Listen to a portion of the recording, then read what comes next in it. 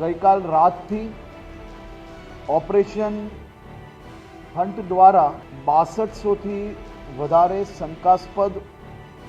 લોકોને સંપૂર્ણ રીતે ચેકિંગ કરીને આ લોકોને ઘર આપવાવાળા લોકો, જે ઇન્ડસ્ટ્રીઝે આ લોકોને નોકરી આપી હશે અને પોલીસની અંદર એમના જિલ્લા અને હાઈવે પરની નાકેબંધીના માધ્યમથી 18 લોકો જે ભાગવાની કોશિશ કરતા હતા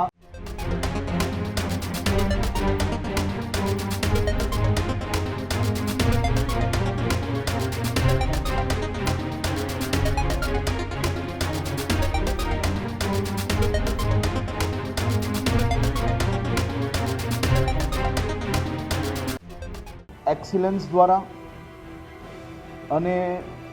વિવિધ શહેરોની ક્રાઇમ બ્રાન્ચ, એસઓજી અને ગુજરાત પોલીસના યુનિટ્સ દ્વારા ટેકનિકલ સર્વેલન્સના આધારે, વિવિધ ટેકનોલોજીના આધારે 6200થી વધારે શંકાસ્પદ લોકોને સંપૂર્ણ રીતે ચેકિંગ કરીને ગઈકાલ રાતથી ઓપરેશન હન્ટ દ્વારા 362 અવૈધ રીતે ભારતમાં નિવાસ કરતા બાંગ્લાદેશીઓને પકડવાનું એક ખૂબ જ સફળતાપૂર્વક આ ઓપરેશન આગળ વધી રહ્યું છે. હાલ જે સંપૂર્ણ રીતે જેમના ડેટા, ડોક્યુમેન્ટ્સ અને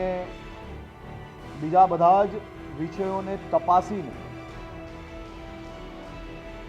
જે બાંગ્લાદેશીઓ છે તેવા 362 લોકો કન્ફર્મ થયા છે. બાકી 780થી વધારે લોકોની તપાસ હજી ચાલી રહી છે. મોડી રાત સુધી આ તપાસ ચાલુ રહેશે અને બાકી આખા રાજ્યમાં ચારેય દિશાઓમાં હ્યુમન ઇન્ટેલિજન્સના માધ્યમથી બી લોકલ યુનિટ્સ દ્વારા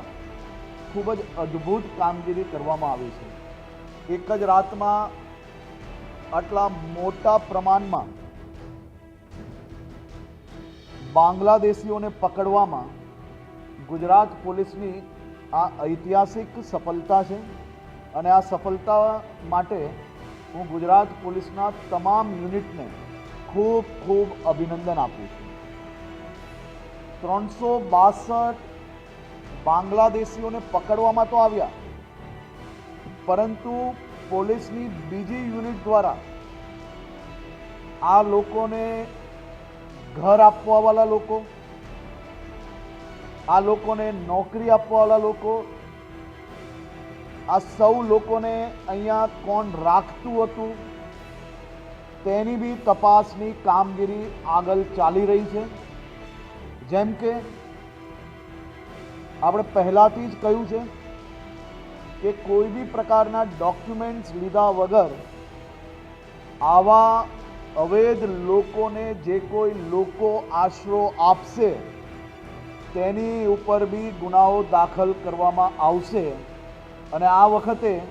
આ સંપૂર્ણ તપાસ બી આગળ વધી રહી છે. જે ઇન્ડસ્ટ્રીઝે આ લોકોને નોકરી આપી હશે અને પોલીસની અંદર એમના વેરિફિકેશન માટે ડોક્યુમેન્ટ્સ નહીં મોકલ્યા હશે તેમની ઉપર બી કડક કાર્યવાહી કરવામાં આવશે. આ ઓપરેશન એ આવનારા દિવસોમાં બી રાજ્યના તમામ ક્ષેત્રોની અંદર ચાલશે, તમામ દિશાઓમાં ચાલશે. આ ઓપરેશન એટલી સારી રીતે પ્લાન કરવામાં આવ્યું હતું કે શહેરોમાં જ્યારે રેડ ચાલુ થાય તેની સાથે સાથે જ બસ સ્ટેશનો, હાઈવે અને રેલવે સ્ટેશન પર બી નાકાબંધી સાથે જ ચાલુ કરવામાં આવે. આપ સૌને જાણીને આનંદ થશે કે કુલ મલાવીને આખી રેડ દરમિયાન રેડ ચાલુ થતાની સાથે જ આ નાકાબંધી કરવામાં આવી તો રેલવે સ્ટેશન, બસ સ્ટેશન, અને જિલ્લાને હાઈવે પરની નાકેબંધીના માધ્યમથી 18 લોકો જે ભાગવાની કોશિશ કરતા હતા તેમને બી પકડવાની સફળતા આ વખતે આપણે લોકોને ધ્યાનમાં આવી છે। સાથે સાથે અનેક કિસ્સાઓમાં એવી બી જાણકારી મળી છે, કોઈકને 2-4 વર્ષ પહેલા, કોઈકને એનાથી બી વધુ સમય પહેલા બાંગ્લાદેશ ભારત બોર્ડરના બંગાળના ગામડાઓમાંથી, બંગાળના અલગ અલગ ક્ષેત્રોમાંથી આ સૌ લોકોએ આધાર કાર્ડ બનાવવામાં કે ત્યાંના લોકલ ડોક્યુમેન્ટ્સ બનાવવામાં, લોકલ ડોક્યુમેન્ટ્સના આધારે બીજા આધાર કાર્ડ બનાવવામાં એમને સફળતા પ્રાપ્ત કરી હતી। હું આભાર માનું છું ભારત સરકારનો, આદરણીય પ્રધાનમંત્રી શ્રી નરેન્દ્રભાઈ મોદીજીનો, આદરણીય ગૃહમંત્રી શ્રી અમિતભાઈ શાહનો,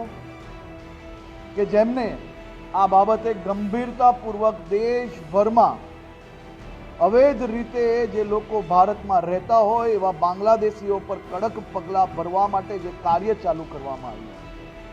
અને સાથે સાથે આવનારા દિવસોમાં બંગાળની બોર્ડર પર જે પ્રકારે બીએસએફની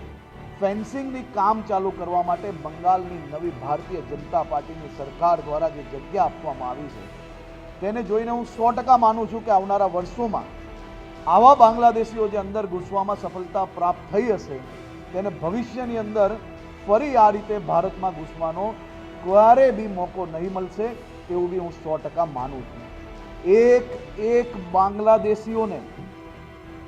ગુજરાતના